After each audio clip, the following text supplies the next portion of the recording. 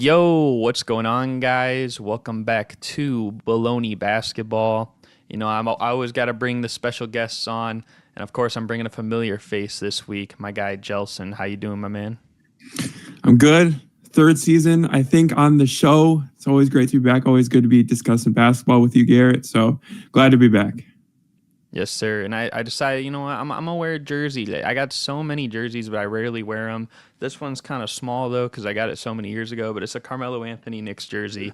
I got a rep Melo today. I see you got D Rose, Anthony Edwards behind you as a Timberwolves fan.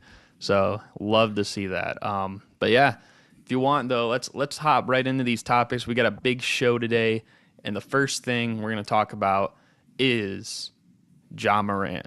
And, the guy just came back. Everyone was like hyped up because ever since he came back, the Grizzlies looked like a completely different team. Everyone said they're making the playoffs for sure. Like, Ja's going to, shut up all the haters. And now he's out for the season with, I believe he's getting like surgery on like a torn labrum or a labrum tear, whatever. But so how does this kind of affect obviously I think it hurts their playoff chances, but I guess what do you think it does affecting the Memphis Grizzlies long term? Well, obviously, as you said, the playoff chances are a thing. And going into the season, we knew he was going to be out 25 games no matter what. And obviously, them being as bad as they were through those first 25 games is something that a lot of us didn't expect them to be that bad. We expect them to be bad, but not that bad.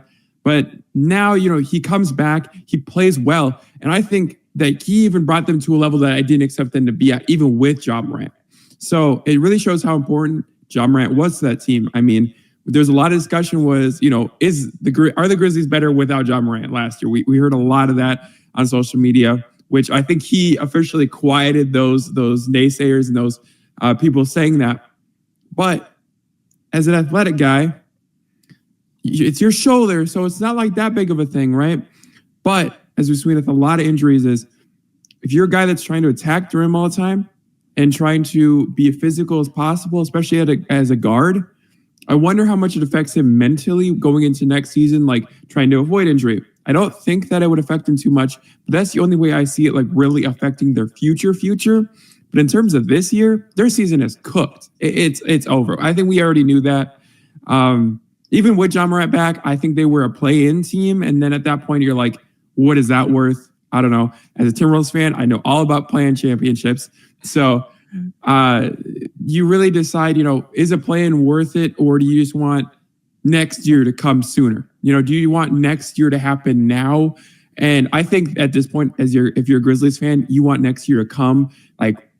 If you wanted next year, like last week or 2 weeks ago, you want 3 years from now. That's how bad this injury feels as a fan of Ja Morant, as a fan of Memphis. And it really sucks to see Ja being out for the rest of the year. Yeah, and I would even say, I know, as you said, it's not like a lower body injury necessarily, so it doesn't really, it doesn't affect someone with athleticism maybe the same way, but I would say maybe it does because it's at least for the sense of going in for a dunk, I feel like he's going to be a lot more, cautious when it comes to that. He doesn't want to be yeeting down, you know what I mean? Yeah. He's. I feel like it's going to be more so those drop dunks a lot more often. You might see that at least in the first season back until he gets comfortable with it. But sometimes that's just you don't see that as much after injuries like that for a lot of these players. Maybe once in a while, take Paul George for example, every once in a while he'll throw down like crazy, but it felt like you would see it every single game before he broke his leg. So I think you might see something like that, and then because of that, you might have to adjust his own game and become more of a shooter. I know he was playing really well this year, but he also was shooting the ball one of the worst seasons of his career. So that's probably something that's going to be more prioritized. But I feel like the Grizzlies as a whole, they just, I don't know, their front office kind of sucks. Let's be real, they suck. I mean, they basically got rid of, just a recent example, they got rid of Kenny Lofton so they could keep Biyombo on the team. Then they waived Biyombo 2 weeks later. So it just doesn't make sense. It doesn't make any sense. And I know they're trying to make room for Vince Williams, but Vince Williams Jr., he's had some flashes, but he's also been a little bit up and down, inconsistent. And no disrespect to him, I just don't know if he can be as big of a player for them long term as like what the Grizzlies hope for. And if they're banking on players, whether it's Vince Williams or like Santi Aldama or some of these other guys who maybe I don't see them quite like how they do, it's like it just hurts the whole structure of the team. That's why when Ja came back, I'm like, yeah, they're playing well right now. A lot of their wins came against some pretty abysmal teams. I mean, they got the Pelicans, although I've already said I don't really trust the Pelicans like that either. So like a lot of their wins came against some of the, lower tier teams, I would say, or teams that you can't take 100% seriously. And, like you didn't really get to test those role players as much, like in games where like Ja's struggling or like he's playing like a good defense. And I feel like that's what the Grizzlies are going to see. Like coming into next year, like if Ja's 100%, like we don't know if he's going to be 100%, but even if he is, I still don't know like where this team sits, as opposed to right now the current top 6 in the West and maybe some other play-in teams like the Suns or, like I believe Dallas is 7th right now, so Dallas would be in there, the Lakers as well. So like, Houston's probably going to get better. Like there's just so many teams, it's going to be so difficult to see like where they could end up being. I mean, I agree. And I think like also when it comes to front office, I also think that also goes to the coach. I think their coaching staff as a whole is questionable. I think I was trying to be nice, but they're not good. They're terrible. So I think you could see a complete, house cleaning, if you will, this offseason or maybe next offseason. Maybe they'll be like, we want Ja Morant back, and then we'll see what happens. But I think it should happen this offseason. I think that there should be house cleaning. There should be new coaches, from head coach to assistant coach to athletic trainers to everybody needs to be gone. And do I think that happens this year? Probably not. I think it should happen. But as I said, the Grizzlies are just kind of cooked. I don't know what's going to happen.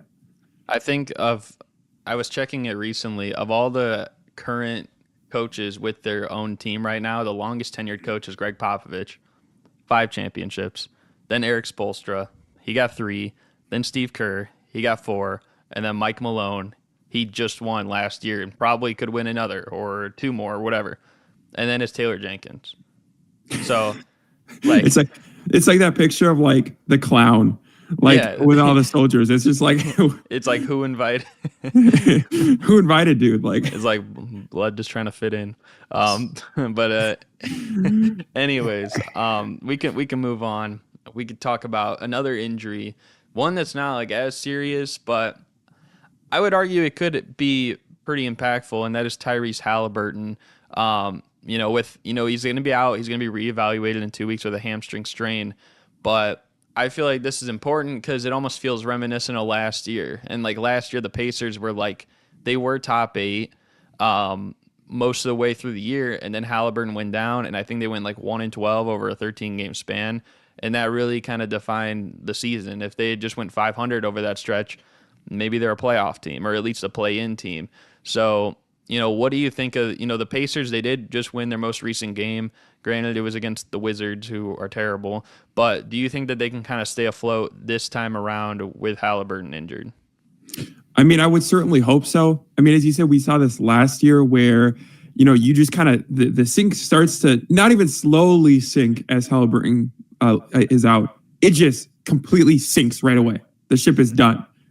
But I hope that this year, after having that last year, you kind of learn from your mistakes. I also hope that a guy like Benedict Mathurin, who is a guy that had a lot of potential and played very well to begin his rookie season and has played good. I'm not going to say he's been bad, but he's played decent enough.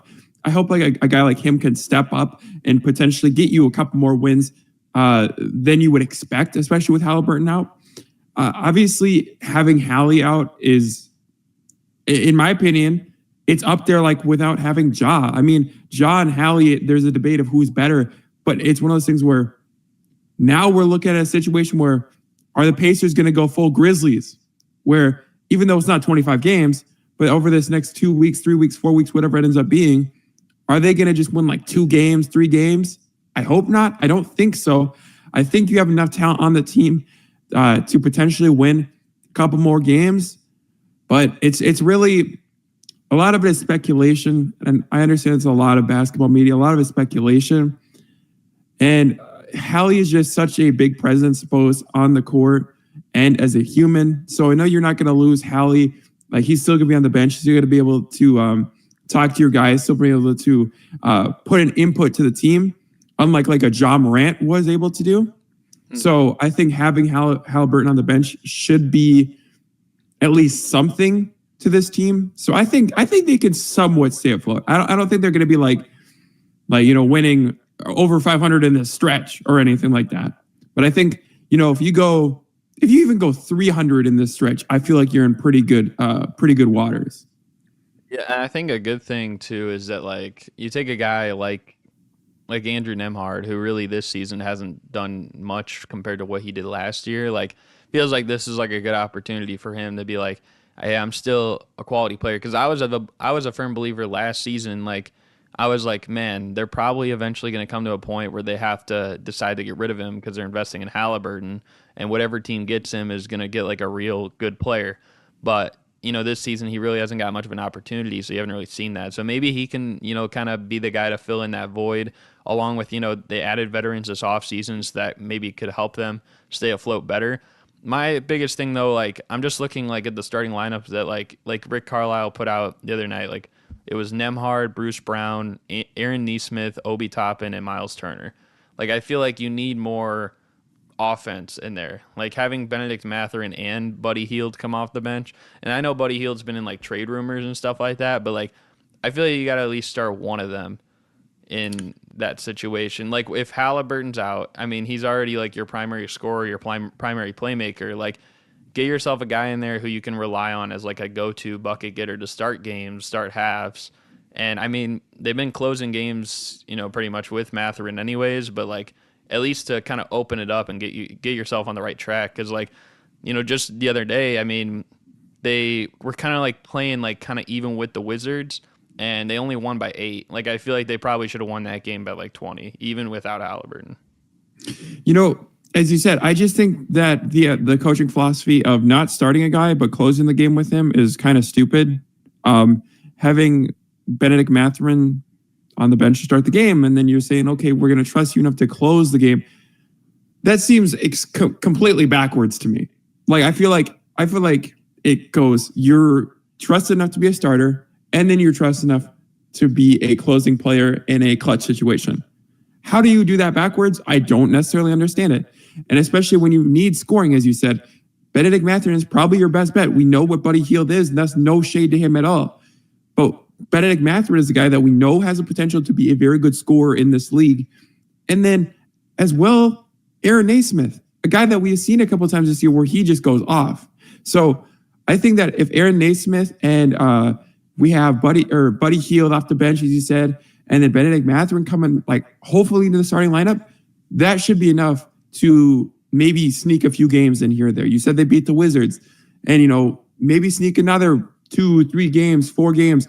Get as much as you can, obviously, but to get as much as you can, you have to prioritize the talent you have on your team currently that is available to play. And it seems like they're just not doing that. Yeah, at least for the time being, I think it's a good move. I mean, like, when Haliburton comes back, if you want to have that talk and be like, okay, we'll move Mathurin back to the bench for that 6-man score. Maybe by that point, Buddy Hield is traded because it gets closer to the trade deadline. So maybe that would happen then. But I feel like you just kind of need more offense in the starting lineup moving forward. But yeah, I mean, especially like the only time for that closing lineup it'd be different is if you're playing like a team with a unique situation. Like if you're playing like the Warriors and they're going like small ball at the very end or something, you're trying to match with that. But speaking of the Warriors, why don't we move on? Wow, you see that transition I did there? That was beautiful. Thank you. But let's talk about Draymond Green, who has apparently been reinstated from his suspension. He hasn't played yet, but I think they're saying he could make his return either like against my Bulls tomorrow, or the next game after that. Potentially, he would need at least a week to ramp up. But what do you expect from Draymond being reinstated from a suspension? Because right now, the last couple of games by the Warriors, especially their most recent, they lost to the Pelicans, biggest home loss in the Steve Kerr era, and I think it's the biggest home loss of Steph Curry's career as well. I saw somewhere. So like, what do you expect? Do you think Draymond can help like turn it around and make things right? I want to first talk about the suspension real fast. Go ahead. 3 weeks, essentially 3 weeks, because now you're back with the team. Now you're practicing. Now you're getting ramped up. But essentially 3 weeks is not enough to change somebody. As we all know this. It's stupid. And we've seen his video. He's basically just like victimizing himself. And I don't want to bash too much on Draymond because that's not what this segment is about. But like he's has to mature. And I guess that does lead into your question though. Like, has he matured enough to help this team? I don't think he has. And I don't think he adds all too much to this team coming in. I mean, it's not like they were playing good when he was playing anyways. And I follow a bunch of Warriors fans and I keep notes with them.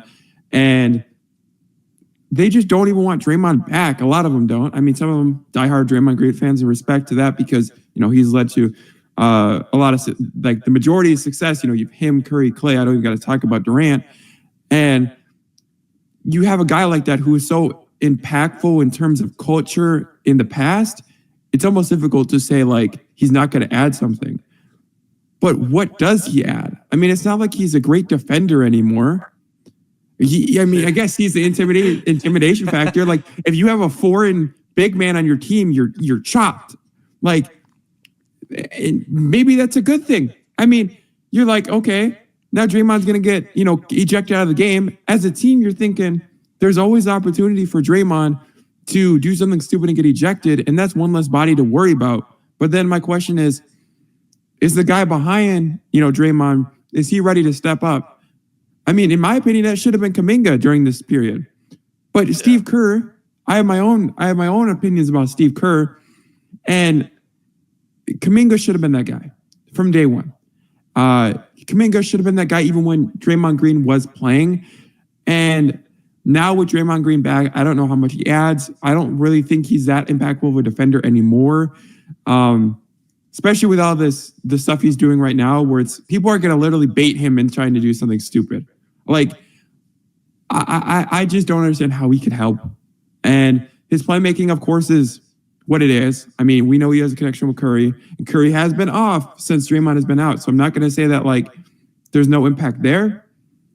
But it is Curry having an extra couple 3-pointers and Draymond, maybe becoming a plus defender for the rest of the year. Is that really going to put you in a position where you can maybe win a championship? Absolutely not.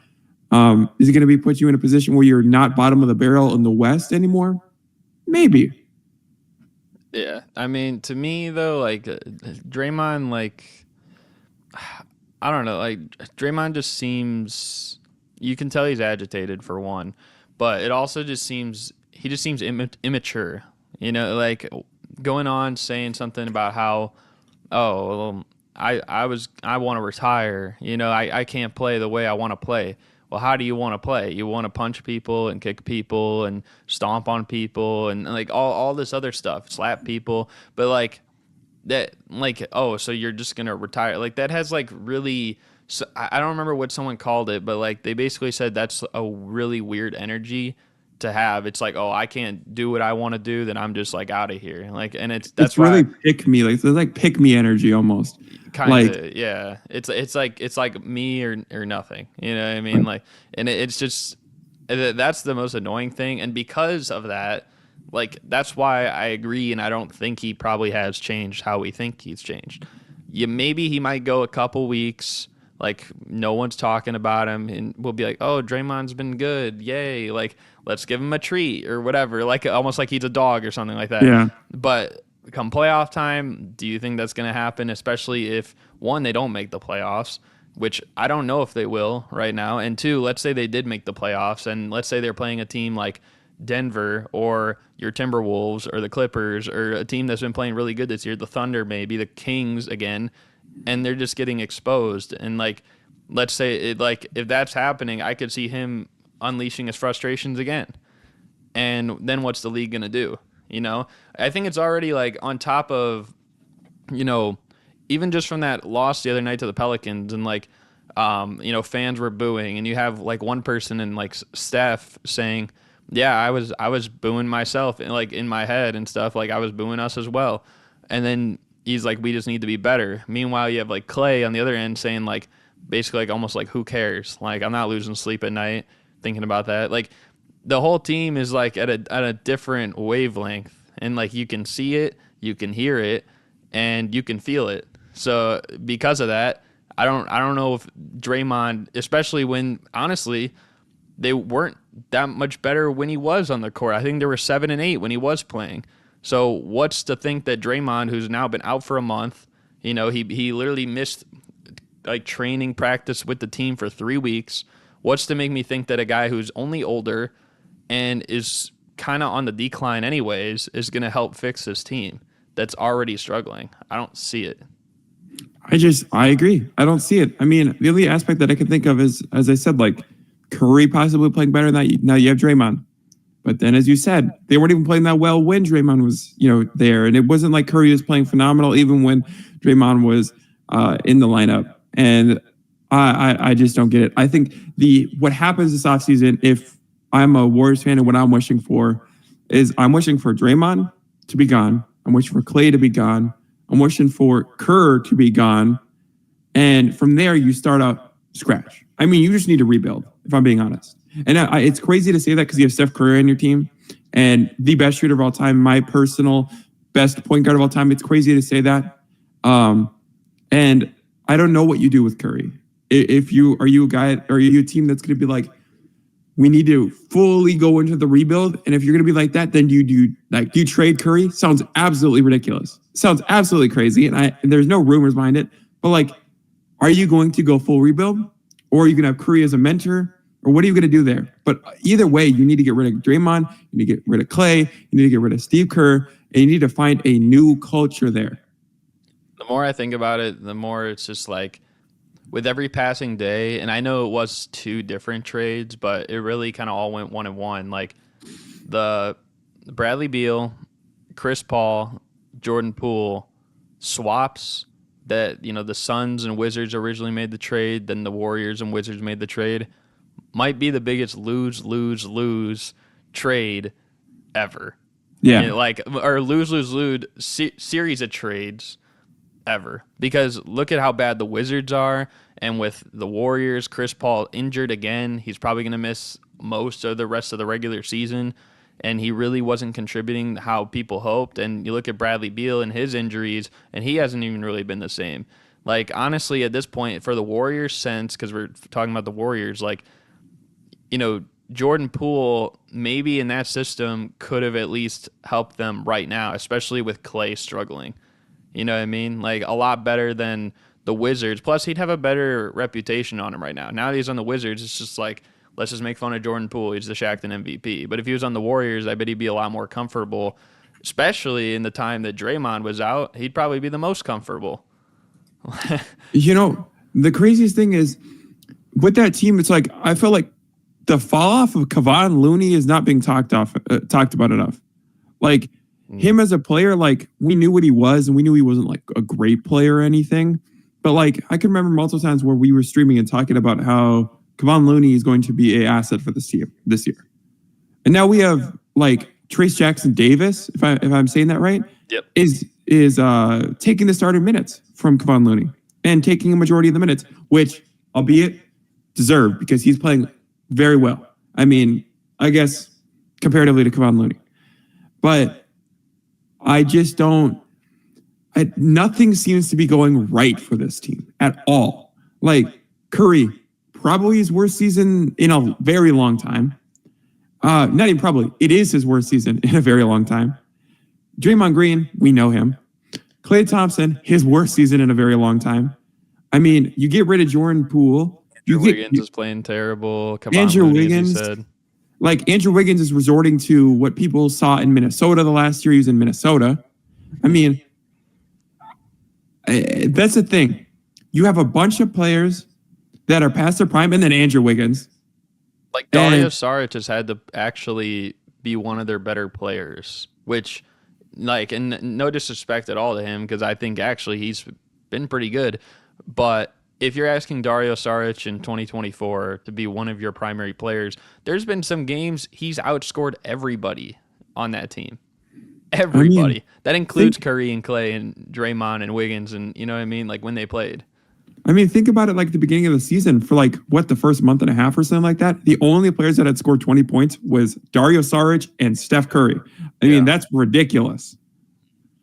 It's just bad, but I don't know. I don't know if you had anything else you wanted to add or if you wanted to keep it pushing here. Now we can keep pushing. Yeah, I know you wanted to keep it pushing because the next topic is about your Minnesota Timberwolves, who, you know, they've started the year off really well. You know, looked like, you know, the most dominant defense in the NBA. Obviously, lately they've kind of been a little bit struggling, but they're still number one in the West. And really, the other day, I thought they were going to be the first team to beat Boston in Boston this season. So I guess just to ask you, like, do you think your Timberwolves can hold on to that top seed? And I guess, like, you know, do you want them to hold on to that top seed? Because I feel like there's a lot of pressure sometimes with being number one. What do you think? I think that we can hold on to it. I mean, I guess it really depends on how much you put into analytics. We have the easiest schedule from this point on to the end of the season. We just went through our most difficult 16-game stretch. We went 9-7, so being above 500 at that point, to me, feels like an absolute win. And as you said, battled very hard against Boston. We had beaten Boston earlier in the year. Both games against Boston this year have gone to overtime. And you got to put in the factors too of we didn't have Rudy, we didn't have Mike, they didn't have Porzingis, but it was a back end of a back-to-back to us, and we had flown in the day of the game. So it was. You guys got in at like 1 p.m. that day, wasn't it? Yeah, or something? It was like noon or 1. Yeah. So I think obviously that's no slight to Boston because they won. Like obviously they won fair and square. But what it shows to me is that there's still that dog in the team. Like you're still gonna battle no matter what. But we're still immature. I was thinking about this last night. I'm like, there's two aspects. Like a couple years ago when we faced Memphis, they were just immaturity. There was a good enough team to like make the play-in, make the playoffs, whatever. But there was a lot of immaturity. You blow 20-point leads. This year you have immaturity and dog. You have like those two things clashing against each other, and it depends on the game because sometimes the immaturity wins, other times the dog wins. And that's where we see some of those games where it's like we're facing worse teams and we're like start off slow or whatever, but we end up winning just because that kind of the immaturity kind of subsides a little bit and we start to realize like we just got to take care of business. But we see some other games where Anthony Edwards is just turnover prone. It is just some of the worst turnovers I've ever seen. And I'm not going to say like last night's game was all because of Anthony Edwards at all, because we wouldn't be in the position to even be in overtime without Anthony Edwards alone. So that being said, like I think this Timberwolves team could definitely stay the number 1 seed. I want them to be the number 1 seed. Ideally, if they can win 60 games, which is a crazy mark to say, but if we can win 60 games, because we've never won 60 games in the history of our franchise. So if we can win 60 games this year, that'd be fantastic. And that's something I'd be looking forward to. And ideally, you would have an easier first round matchup instead of like in 2018 when you're the 8th seed and you face the 1st seed Rockets and you just get smacked. And then you play the Grizzlies, which was a good series. And then you play the Nuggets the next year, which albeit we gave them probably their best battle they saw all playoffs, but we still got smacked. So I think ideally you would say, okay, let's come in. Let's get the 1st seed. Let's play an 8-seeded team. I'm not sure who it would be at this point. Like there's a couple of different teams. I think there's, I want to say there's like 4 or 5 teams I would consider potentially being the 8th seed, right? So you go in there and you say, let's play one of these teams, get our feet wet almost. We haven't won a playoff series since 2004. So let's just win a playoff series. Let's start there. Let's just win a playoff series. And that's the best chance you have at doing that is by being the 1 seed. So I think the team needs to realize that. And Karl Anthony Towns said was they need to be fine being bored with winning, which a lot of people took that out of context. People are like, this is such a stupid quote. Cat doesn't know what he's talking about. But it makes so much sense because when you're winning all the time, it can get boring. Like you got to be fine with being bored. You got to be fine with taking care of business. That's just what you got to do. And coming into the final stretch of the season where you have the easiest remaining schedule, you need to take care of business and you need to be fine with winning. And you need to be fine with being bored. And then going into the playoffs, you need to drop the boredom and you need to take care of business again. Yeah, and as you were talking, I was just pulling up their schedule like for the rest of the month and stuff, and I'm looking at it and it's like, they play Portland, that should be a win. They host the Clippers, probably a win because the Clippers haven't been great on the road, although I could see them losing that. But then it's like you play Detroit, Memphis, Charlotte, the Wizards, the Nets, the Spurs, the Mavericks, all throughout the rest of the month. The only game really other than that Clippers one that maybe you could lose is you play the Thunder twice, but one's at home, one's on the road. I would say maybe you guys split that. But like other than that, it's like, the rest of this month, like I know your goal is like to get to 60 wins. I think so. Right now you guys are 26-11, so that would mean you guys have to end like 34-11, I believe. So even though you guys have been playing really well to start the year, it would need to take it up another notch. And I think part of that too is like, there's a lot of people who like in the last like maybe week of the season, maybe their starters won't play as much, maybe they won't play as enthused necessarily, and it's I think really easy to get like that when now there's the play-in. That's it gives you a week to prepare no matter what for the playoffs, and especially for you guys, if you were a 1 seed or 2 seed, like you would kind of have to wait a little bit anyways. So that's like my only concern with that. Do I think you guys can still get the 1 seed?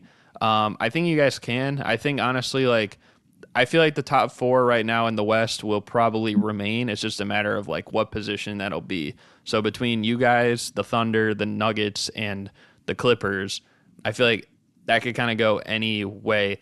Maybe the Kings could be a dark horse, but I don't know. It's just a little bit hard. I will say, like, at least for them, I think they've been a little bit better on the road this year, which is, good news there. But at least for the Timberwolves, someone even mentioned, like, I think when Perkins, he's put something out, like, this young Timberwolves team is, like, making noise like this. But I feel like you guys are more so, like, as you said, a combination of what you said. What did you say? A combination of what in dogs? Immaturity and dogs. Immaturity and dogs. Yeah, like it's just like you have some young players that you're building around in Ant, in McDaniels. Like guys that still have room to get better. But it's like you also got kind of players that aren't really like old, but I would consider them veterans, like a Cat, like most importantly, and then also guys like Conley and Rudy Gobert, and then you also have like a plethora of guys. I didn't even mention Kyle Anderson. You got other guys like Naz Reid, Nickeil Alexander-Walker, which I feel like the other day he was playing insane. I feel like he might be the most underrated player on the team. So like just having like an 8 or 9 man rotation that you can rely on, and it's like your young players are at least battle tested enough. You know what I mean? Like, I feel like that's kind of the biggest thing moving forward. Like, I believe of probably those like 9 or 10 core guys, Ant's probably the youngest or second youngest, and he's probably the most confident player on that whole entire team too. So like that's going to take you pretty far. I think obviously I've had some guests on that have not been as high on the Timberwolves, but I feel like you guys can at least win a playoff series, which is kind of the biggest thing. It's the first step in the right direction. But of course, teams like the Nuggets are probably going to be favored. Obviously, the Clippers have so many veterans; it's going to be tough. So it won't be easy. But I think in the sake of getting the 1 seed, I think you guys can potentially do that, especially over the next month. Like, I don't know if you guys will let go of it for the rest of the month, even though right now OKC's half a game back, Denver's 1 game back, Clippers 2 games. Like, I feel like you guys will still hold on and might even extend it a little bit more, at least for the rest of the month. When talking about like schedule, not even just for the rest of the month, but I think for the rest of the year, our average win percentage of like the other teams was like 400 or something. So we're playing a lot of bad teams. And that's why I'm saying, like, I'm glad we went 26-11 through our most difficult portion of the schedule, the first half of the year.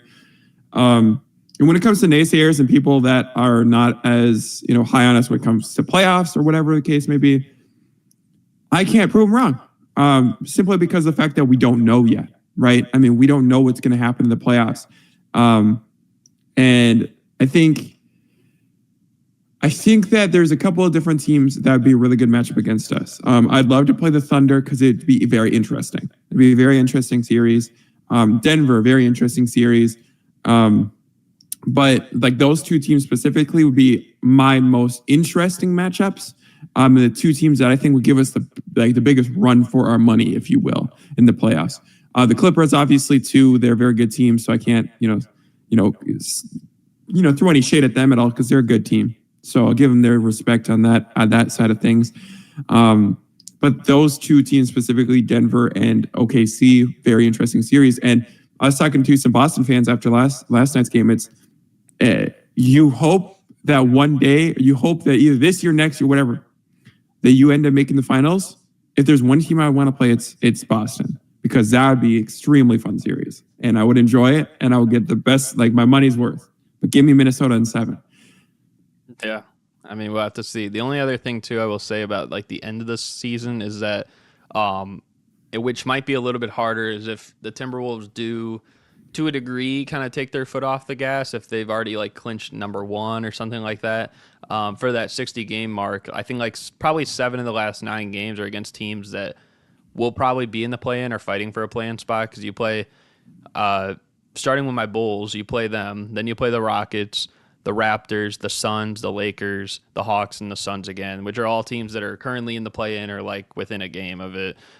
So that's kind of the only thing. But I mean, we'll have to see. We'll have to revisit the conversation again. But I think for the time being, I think their 1 seed hope should be fine. But yeah, I don't know if you want. We can move on here. Talk about the next topic, which is about the Milwaukee Bucks, which they've sucked as of late.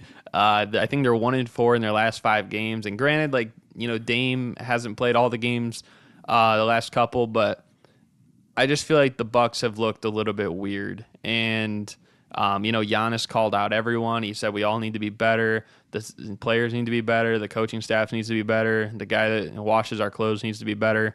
So I'm sure the laundry guy got really scolded when they got blown out by Utah the other day. No, but like realistically, like what's the problem with the Bucks? Who's to blame? Everybody, as Giannis said, but they have no defense. They're deep. Like, it's so crazy to say this with Giannis on your team, right? But and even Brook Lopez, because I mean, last year we think about Brook Lopez, he was in Defensive Player of the Year conversations, and now we have Brook Lopez and Giannis, who Giannis we already know has won a Defensive Player of the Year, and your defense is terrible.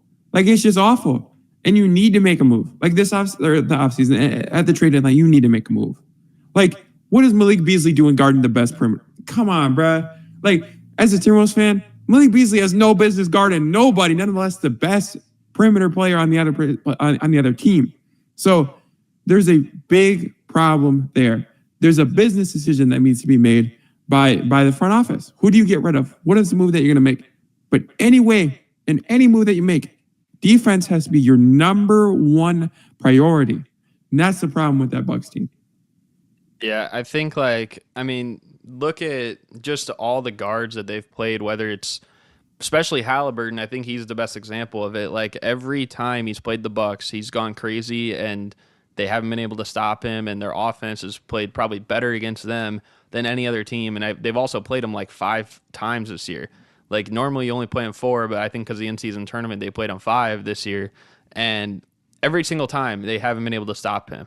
Same thing when they've played like Trae Young or Donovan Mitchell or these other guards in the league that are kind of like combo guards that can, score, play, make, all the sorts, but like they haven't been able to do anything because their backcourt defense isn't great. And, I thought maybe, Malik Beasley had signs of that, throughout his career, not very consistently for stretches when he needed to be like a scorer.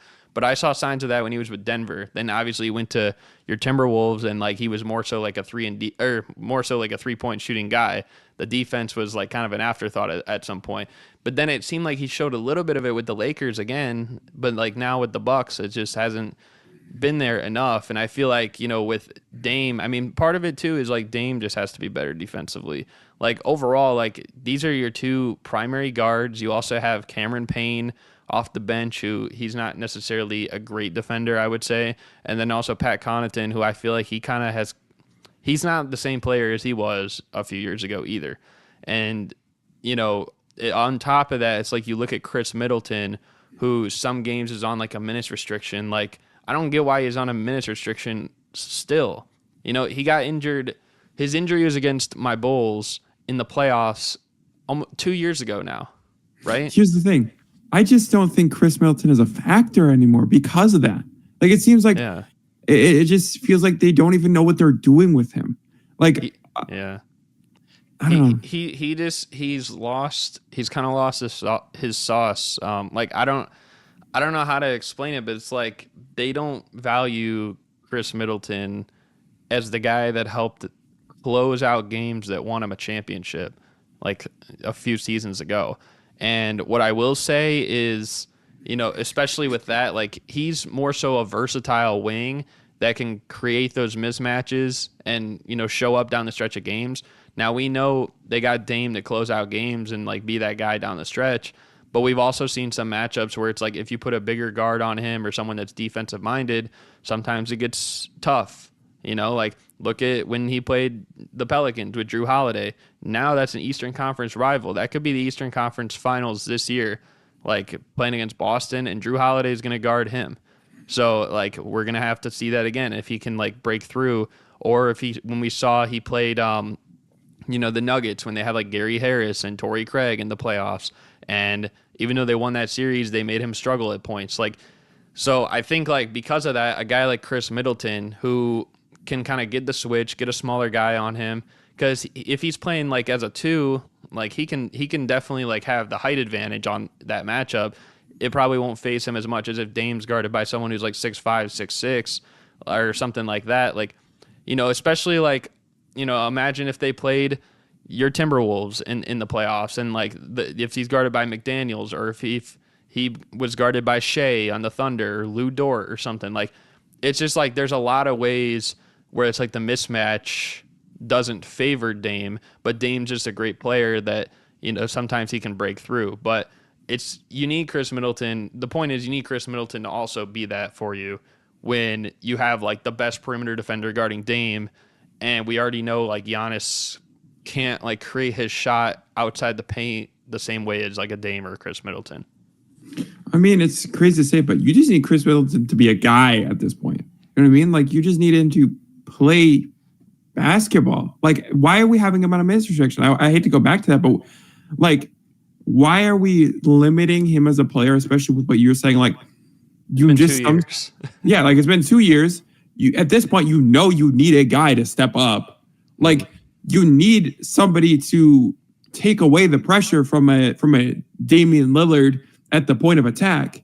So why are we not using Chris Middleton? Like, it feels like you were to ask me a couple of years ago when they won the championship, who is the best player you could add to that team?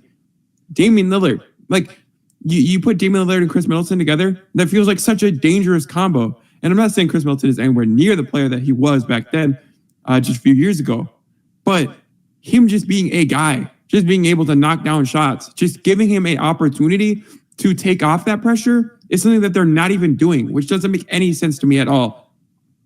He's not. I don't think he's the same defender he once was either. Because like, I don't believe he ever made all defensive, but he was always like a player that was like kind of getting some recognition as like from voters a little bit. Like now, no chance. There's no chance he would ever get that. But you know what? I think all of it kind of goes down to as well is just it's Adrian Griffin. Like, why are you still giving him a minutes restriction? Why do you still have this backcourt that has defensive problems like that? Like, I'm a firm believer that, after I thought originally coming into the year that you should start Malik Beasley, because I thought he would kind of take that defensive responsibility that he had more so when he came into the league and more so when he was with Denver. I'm like, he could just be that, maybe catch and shoot threes, doesn't need to initiate much of the offense and just lock down on defense. maybe not lock down, but play the better defense of the backcourt. And you really haven't even seen that. That's why I've been a firm believer since, after a couple weeks into the season, like, put Marjon Beauchamp in there. He's like kind of a bigger, longer guard. He can make problems happen for these other teams. And I know he's still really young, but I mean, you gotta try something. Right now, you're 1-4 in your last 5 games. We still don't know what's up with Chris Middleton. Now, right, Dame's been dealing with an injury and stuff like that. Brook Lopez, as you said, defensively hasn't been quite the same. So it's like you need some punch defensively. And I think he gives you that a little bit more than Malik Beasley. Maybe it makes it easier for Dame, too. Yeah, I mean, I like the Marjon Beauchamp idea. I think him getting minutes would be, I don't know if I would say crazy impactful, but just a switch up of things at this point. I mean, it allows Beasley to come off the bench too. Exactly. And like you could be the main option. Because I'm also looking at that bench. And I'm like, who can really go get theirs? Call me crazy, and maybe it's just time or whatever. Yeah, Portis. But I almost would have rather had Grayson Allen back than having Malik Beasley at this point. I wouldn't go that far. Because I will tell you this. I think for the regular season, sure. But I think for the playoffs, he just never could amount to making threes when you needed it most. And he was literally wide open. Unless it was against my Bulls, then he literally made everything. But he didn't do it against Boston. He didn't do it against Miami. So I don't know about that. But you need a guy who's like a longer wing. And I feel like, if Chris Middleton's still going to be on this minutes restriction right now, like at least put Beauchamp in there to give you another one of those guys, Yeah. I mean, honestly, I agree. Just switch it up. Make Malik Beasley, at least like having him come off the bench, maybe can like build his confidence as well. Like just getting more shots up and being more of that guy, being a better scorer, and potentially not only that, but playing defense against like the backup guard, like being as your main point of attack defender against the bench guard and the other team. Seems like an ideal fit for Malik Beasley. I agree. But we'll see. We'll see what happens. For now, though, let's keep pushing to the next topic.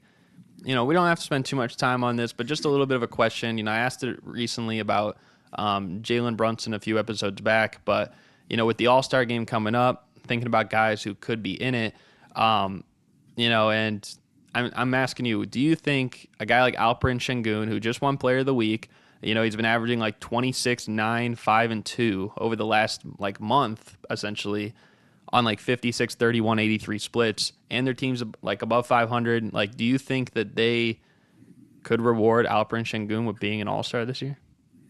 I mean, I'll tell you this much. If you're going to get the Rockets are better than I thought they would be. So if they're going to reward anyone on that team being an All-Star, it's him. I mean, he's been by far the best player on that team, which is not necessarily surprising to a lot of people. I mean, he showed a lot of potential, and I think he could be an All-Star this year. And as I said, if there's anyone, it's going to be him. You got a lot of questions to answer, though, of who are you taking the spot over? I don't think he deserves it over Rudy Gobert or Karl Anthony Towns, but that's bias. I'm going to keep it a bean. I'm biased. So you have those two guys who are on the 1 seed. You got a guy that's a Defensive Player of the Year caliber player and is a candidate and probably the favorite in Rudy Gobert right now. And then you have Karl Anthony Towns, who is basically an all-star lock, I would say. So Karl Anthony Towns and Rudy Gobert. If you're going to replace one of those guys, you're probably going to replace Rudy. But then you say, shouldn't the Defensive Player of the Year candidate be in the All-Star game? But if as a Timberwolves fan, and if Rudy Gobert is going to get snubbed, if it's going to be anyone, I would want it to be Alperen Sengun. I would tell you that much. And I think he does deserve it. It's a difficult year this year. There's a lot of good bigs, which is weird to say because it feels like there's been many years where there was terrible bigs and there was not good bigs. But I feel like there's so many good bigs. And that's not even talking about Jokic, right? So if you're going to get a guy that's going to go in over Rudy Gobert, I would want it to be Sengun. So I'll keep it there. I'll say it would be nice to have him in the All-Star game, but as a biased fan, I would rather have Rudy in. Yeah, I think, for the front court in the West, I think it's at minimum 6 and at maximum 8 people can make it. And I think right now for the vote leaders, I think it's LeBron, Durant, and Jokic. Well, those guys are probably going to start because they're getting the votes from the players or from the fans, and they'll probably get a lot of votes from the players and the media as well. I think Kawhi is definitely in. I mean, I'm sure, as you said, Kat will make it. And then the last one, I mean, probably will be Anthony Davis. I mean, he really hasn't missed that much time. I don't know if the Lakers deserve 2 All-Stars, but, granted, they probably will put him in. And so that leaves like a wild card spot where it's like maybe one more could get in or not, but it's like you also look at the guards in the West. What I will say, though, is I do disagree with you that I do think Sengun deserves it more than Gobert. And what I will say is that, it seems pretty rare that they give you 3 All-Stars nowadays unless your team is like otherworldly kind of with the lead. Like when the Jazz got 3 All-Stars a few years ago, like they kind of had a big lead on everyone in the standings, and even then I don't think, no disrespect to Mike Conley, but I don't think he deserved it. And this is going to sound even more biased, but even before he was on the Bulls, I still thought DeMar DeRozan deserved to make it that year instead of Mike Conley, just with what he was doing for the Spurs, and they didn't really have an All-Star. But I think like with right now, the Timberwolves, even though I do think they'll kind of expand their lead a little bit, they might be about 3 games up on that 1 seed or something like that by the time the votes are in. I don't know if that's enough, especially considering the fact that in the East, I don't think Boston will get 3 All-Stars. I think it's just going to be Tatum and Brown. Even though people want Derek White to make it so bad, I think it's just going to be Tatum and Brown. So I feel like the most All-Stars any team will have this year is 2, and I think you guys will get 2. You'll get Anthony Edwards and Karl Anthony Towns, but I just don't know if you'll get Rudy Gobert as well, especially when Sengun has he's had the biggest like weight on his shoulders essentially for making this team as good as they are. Because without him, I mean, he kind of is like the primary playmaker. He's the primary scorer. He's doing a lot really, and like honestly, I would say he's been a little bit better defensively than maybe the average fan might think or the casual might think. So I think he's played efficient. Nobody had the Rockets in this position like prior to the year. And I think it seems more and more likely that they'll at least be a play-in team. And I mean, you think about like right now, I think they're above the Lakers. I think they're even with the Suns or just above the Suns, and they're definitely above the Warriors. And like that's 3 teams that might get 5 All-Stars right there between Curry, Durant, Booker, LeBron, and Anthony Davis, or 5 All-Star caliber players. 6 if you count Markkanen, but like for the Jazz, but he's missed so much time, I don't think he'll get in this year. I want to throw out a hot take real quick that is All-Star related, but not Sengun directly related. I don't think LeBron should be an All-Star this year. I mean, I don't think that should be a crazy hot take unless you're a Lakers. Like, I'm not gonna lie, I don't disagree with you, but we all know he's going to make it just because he's the leading vote guy. But if I'm really looking, like, I could find 12 guys in the West, at least guys for that position that have been more deserving. I mean, for front court guys, we didn't even name Zion either. Yeah, and so, I mean, I don't even know if he'll make it though. But I maybe this is a hot take. Again, I think they should just get rid of fan voting completely. I agree. It's extremely pointless. I mean, especially when considering that it's only the starters. I don't necessarily love it, considering the fact that, as we've seen in the past, why is Zaza Pachulia getting mad votes? Why is Kyle Kuzma getting mad votes? Why is Jordan Poole getting mad votes? Doesn't make any sense at all. And like Austin Reeves, it's not like these guys are going to make the All-Star game more than likely, just because you have to be in that top echelon of those votes, and then you also have to do with the rest of the votes and the rest of the voting issue that we have. But we had Andrew Wiggins in a couple years ago, and dude was not. He was good, but he wasn't All-Star. He wasn't All-Star, nonetheless All-Star starter caliber player, and that alone should have made them change the rule. But then again, if I'm Andrew Wiggins and they're like, "Oh, you are so bad that you got voted in, we're changing the rule because you got in the All-Star game," I would feel some type of way. But like, the fan voting is just stupid. And like, that's why I think it's just a popularity contest. We all know this, at least for the starters, and even for the reserves to a degree. Because, as we said, I don't think LeBron should be in it. But because the Lakers have so many fans, because LeBron has so many fans, and we know that overseas LeBron has a presence, right? So because LeBron is the biggest name in basketball, he's going to make the All-Star team, even though if he's not the most deserving, which is the number one flaw in the All-Star game. And I think Sengun, for example, has a very valid case to make the All-Star team. And if a guy like Sengun or Rudy gets dropped, or even Anthony Davis, I don't think he will get dropped, but even if so, because I think Anthony Davis is by far the best team in the Lakers or the best player in the Lakers currently. If you're looking at the guys like that, where you have a backcourt or a front court player that you need to be put into the All-Star game, but there's a slot being taken by a 40-year-old LeBron that isn't deserving, especially when their record isn't that good, they don't deserve 2 All-Stars. Like, I don't know. Like, I don't disagree with that. Like, if you really ask someone, like, a team tied for the 10 seed, do they deserve 2 All-Stars when only 12 people make it?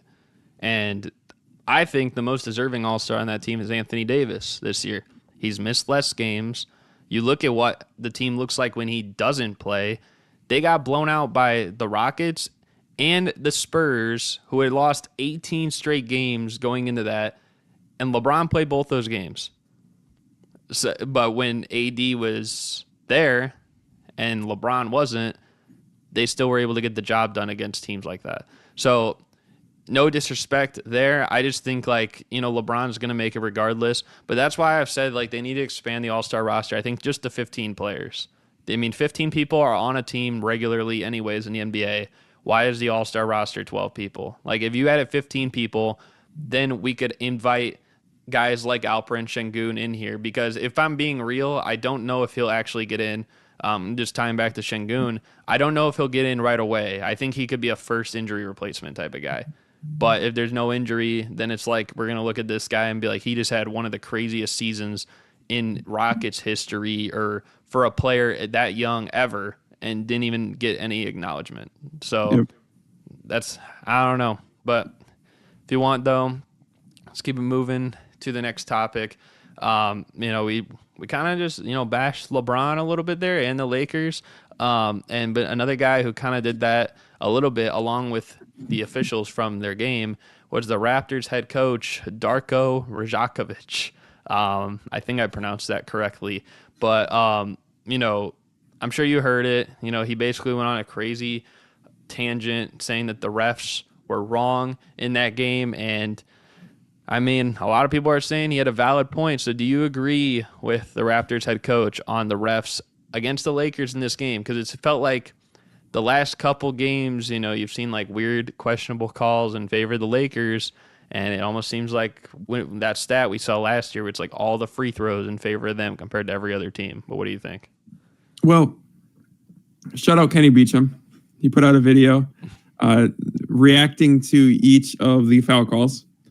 And I think he was a little off base on some of them, but he made a few good points. A lot of the fouls were valid fouls, but he also said I think it was a matter of them not calling fouls for Toronto rather than them calling incorrect fouls for the Lakers, which is kind of the issue, right? I mean, they don't call anything against the other team, especially down the stretch in the clutch, but they will call everything for the Lakers.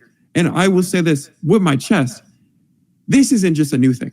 And we all know this. They've been doing this for years. Since pretty much, I mean, not even just since LeBron got there, but we'll just say that since LeBron got there, it's been awful officiating, extremely biased for the Lakers. And a lot of it is, and then Lakers fans will go on Twitter or Instagram or TikTok or whatever you want to go on and say, oh, well, these were valid fouls. But that's such a brain dead way to look at it. Why don't we look at all the plays where you guys literally play handsy defense and smack guys in the face and you never get a foul called against you? There was a play in that game where Scotty Barnes was driving in on, I can't remember who it was, but he's driving in.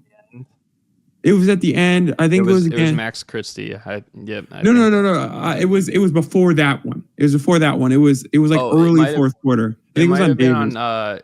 It might have been on D'Lo. I think I know which one you're talking about. Where he got bumped off the spot and he had like floated in. Yeah, he was trying to float it in from the left side or something like that. Yeah, and he got bumped off his spot, and it was a foul. Like, I mean, it was either D'Lo or Cam Reddish, one of the two. Yeah, it was Cam Reddish. I think it was Cam Reddish. And he got bumped off his spot, and he made it still, but he got bumped off his spot. And then we go down the court a couple possessions later, and Reeves gets barely touched, shoots it, foul. Same concept as the Scotty Barnes situation, where they both probably should have been fouls if they're going to call it that way, but they didn't call it that way. They only called it one way. They only called it as Austin Reeves, for Austin Reeves to get free throws, which is nothing new. But we just need more consistency, and we never see consistency when we're talking about the Lakers and reffing with them. It's constant. And we saw one where Thaddeus Young got the ball.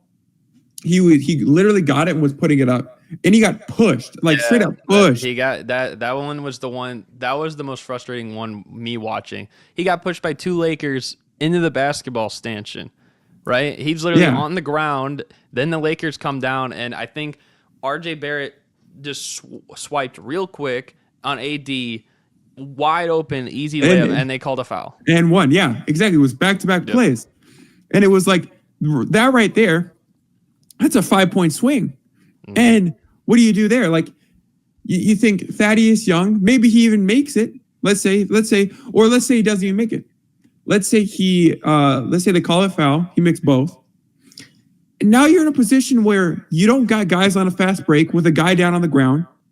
You don't got guys in position where they need to foul and where Anthony Davis can get literally a free and one. So it's a 5-point swing. And that stuff right there is things that Lakers fans just don't even credit. They don't even think about it. And then you bring it up to them and they're like, well, how about all these calls that did? And 90% of the time, it's not actual fouls. They want every single call. They want every single call. They get 90% of those calls, but they want every single call when other teams are getting 40% of the calls. It's ridiculous. Yeah, and how about the one when Schroeder drove in for a layup, and he had his leg out, but he never made contact with anybody. And so they originally called a foul on the Lakers. They challenged it. They won, and I'm like, okay, it wasn't a foul. Then they called an offensive foul. He didn't even touch the guy. And the other one too that really frustrated me was this Emmanuel Quickley flagrant foul where he drove in. He barely he hit him. But first of all, too, it's if you look up what a flagrant foul is, it's something that's unnecessary contact. What's unnecessary about trying to do a Euro step and finish at the basket? There's nothing unnecessary there. And I even because there was this one Laker fan that was upset and they're like, yeah, not a flagrant foul. Anything to the face is a flagrant foul or anything to the head. Clearly not, because we saw the day before when Jaylen Brown got hit by Buddy Hield and they didn't even call a foul in the head. Yeah. Sorry, just real quick. They said in the last 2-minute report after that it should have been a foul on the Jaylen Brown Buddy Hield one, but it should have been a common foul, not a flagrant foul. A flagrant foul gives you free throws if you're on defense. So they got 2 free throws rather than just possession. And the 2 free throws, what was the final score? They lost by 1. That could have changed the game. There's so many calls that could have changed the game. Here's the thing. If it was any contact to the head, that would be ridiculous, first of all. But it's not the case because we think, as a Bulls fan, you've probably seen this. As an NBA fan, you've probably seen this. But it's, for me, for example, Rudy Gobert gets hit in the face all the time. And if it was the case, they would review every one of those plays. And if he got hit in the face, it would have been a flagrant foul every single time. But they don't do that. They only do that for the Lakers. Obviously not only for the Lakers, but they do it a majority of the time only for the Lakers. Not to challenge it or anything either. It's just let's just go ahead and check, Yeah, exactly. Wasn't the last 2 minutes or anything. It was 3.5 minutes left or something, or 4 minutes left.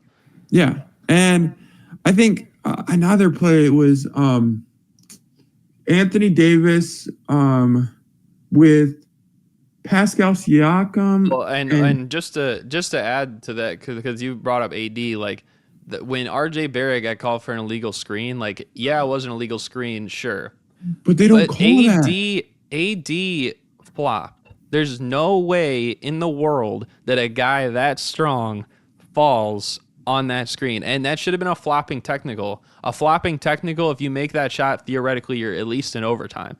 So that's just another call that they missed, and it's just like bad, Well, the because thing like, is, oh, go ahead. I was just say if you call that, you got to call all the time because Yeah, we see it with the Warriors.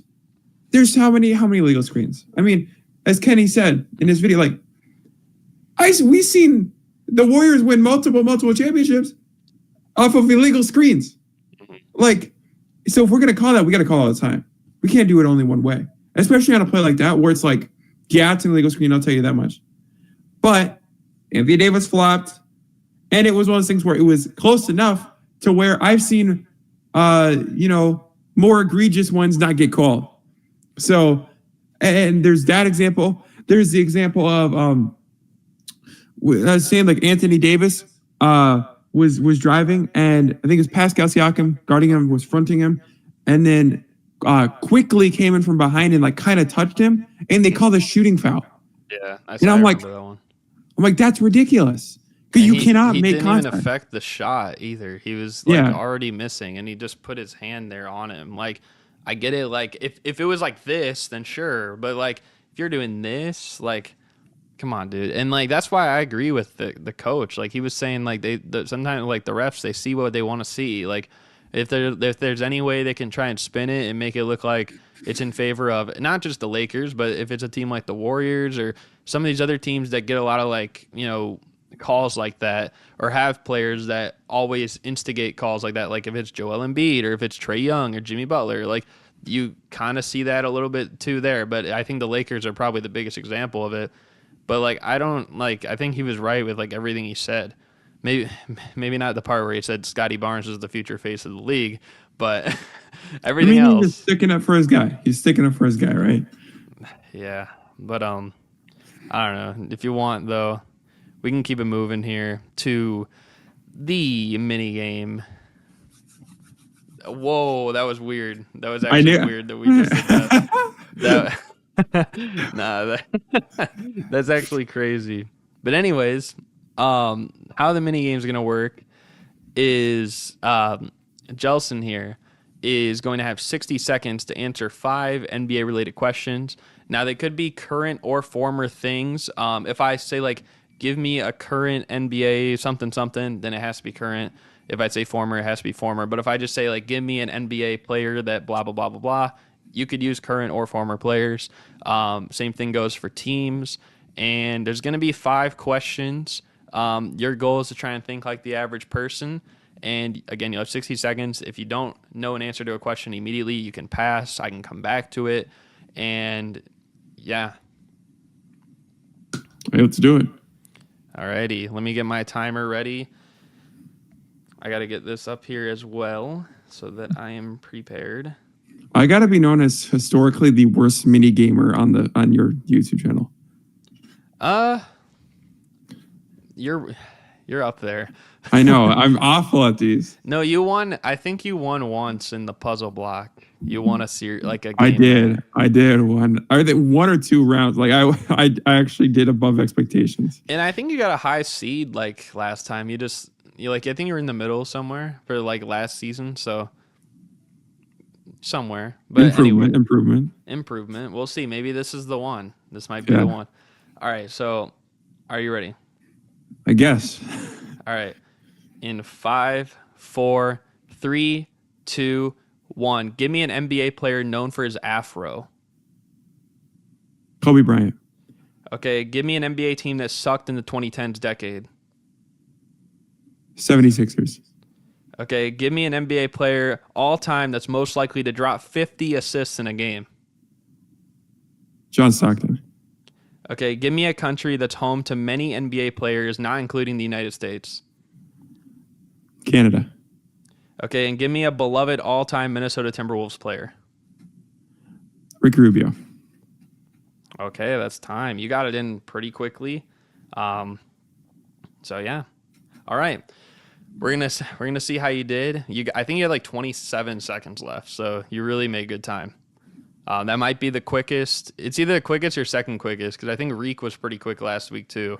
So good job there. Let's go. The first question: give me an NBA player known for his afro. You said Kobe Bryant. That was a good answer, and that got you 16 points. Let's go. That was the number 3 answer on the board. Number 1 was Dr. J, Julius Erving. Yeah. Ben Wallace was up there too. Then Kobe. Jared Allen was up there. You had Artis Gilmore got some votes. Wes Unseld. A lot of weird ones at the bottom here. Anderson Varejao, Bill Walton, Kobe White, and Sean Livingston. Fair, I guess. So not a bad answer there. Now the second one, give me an NBA team that sucked during the 2010s decade. My man was trying real hard not to say his Timberwolves. But they weren't higher than the 76ers. The 76ers got you 17 points. So that is 33 there. The top answer was the Sacramento Kings. Detroit Pistons were up there. The Sixers. The Suns were actually 4th. Then your Timberwolves, the Hornets, the Magic, the Lakers, and the Knicks. Okay. At least the Timberwolves weren't number 1. Yeah, at least they were not number 1. But granted, I mean, at least you guys made the playoffs at one point. Yep. I think the Kings and I don't think the Suns did either. Well, they technically did, I think, in 2010, but that was like the very start of the decade because that was like the last year they had Nash and Stoudemire. So you got 33 points so far. You got 16 for Kobe, 17 for the Sixers. The third question, give me an NBA player all time that's most likely to drop 50 assists in a single game. You said John Stockton. And that was a pretty good answer because that got you 15 points. That was the number 3 answer. You're really loving these number 3 answers right now. You've gotten 3 straight number 3 answers. Number 1 was Magic Johnson. Fair. Number 2 was Steve Nash. Third was Stockton. And then other people that got votes were Bob Cousy, Rondo, Jason Kidd, Chris Paul, Tyrese Haliburton, and the all-time assist leader in a single game, Scott Skiles. Fair. So, not bad. Right now, you're sitting at 48 points. Respectable. Okay. And then the fourth question, give me a country that's home to many NBA players besides the United States. You said Canada. That was a good answer because that was the number 1 answer on the board. Finally, no more 3. That one was 31 points. So that one was huge. That was massive. It was indeed massive. France was number 2. You also had Spain, Germany, Greece, Australia, Nigeria, China, and Lithuania. I was gonna say Australia, but I'm glad I locked in with Canada. Yeah, Australia would have got you like 7 points. So Yeah. Okay, and then the last one, give me a beloved all-time Minnesota Timberwolves player. You said Ricky Rubio. You know, he recently retired. Not a bad answer. That did get you 9 points on the board. I gotta know who's number 1 on that. It was kind of in the middle. Well, number 1 is right behind you. Actually, number 1 and number 2 are right behind you. Yep. Rose number 1. Anthony Edwards was number 2. That's interesting. Garnett was 3. Cat was 4. I was a little surprised Cat was 4. That's very surprising. I'm not gonna lie. Ricky Rubio was up there. Sam Cassell, Naz Reid, and Sam Mitchell. 2 words, 3 points. Naz Reid. That was actually 4 points. Ah, dang it. It was a little bit higher, but you still got 40 points in your last 2, which were massive. You got 15 for the third one, 17 and 16. So overall, I believe that comes out to 88 points. That's a pretty solid showing. How do you feel about that? I don't know how it compares against my competition, whoever else has played this. Let me check real quick because I do have this. So 88 points will put you currently in 6th, and I've done 11 people, so I think you're right in the middle, actually. Okay, fair. There are That's fair. 5 people above you. It goes Reek, then John, Gabe, Jay, and then Devin, then you, and then, Michael, The go. Price, Michael to go, Price, my guy Gavin from NBA Real Talk, Xander, and then Brandon, also known as Sam Darnold's forehead. So you're right in the middle right now. That's kind of like where you were last year too. So what are you thinking? I did better than I thought I would. I'm kind of disappointed that John Stockton wasn't higher. I'm also kind of disappointed that Ricky Rubio wasn't higher. Why is Cat above Ricky Rubio? I'm also shocked that Derrick Rose is above Ricky Rubio. I love Derrick Rose, but like as a Timberwolf, you don't really think about him as like respected Timberwolves. Well, so the question was like beloved players too. Yeah. So I'm a little surprised he was first, I will say, but I had a feeling he'd probably be somewhere on there because I mean, obviously, like I think his 50-point game is like one of the most like talked about Timberwolves moments, So I mean, still, you did pretty good. You got points on every single question, which not everybody can say. So that's a good thing. I mean, yeah. But yeah, other than that, W performance, W episode. Hopefully you guys enjoyed watching at home. You got any other final thoughts? Lakers are frauds, fakers. Timberwolves are winning it all. Follow my Twitch, Jelski, JELSSKI. We play Fall Guys with Garrett. Come tune in. We did do that. We have to do that again. We also played. I don't even remember what the one game was, but it was kind of funny. Cards Against Humanity. Or it was something else though. Cards Against Formality. That's what it was called. Yeah, that's what it was.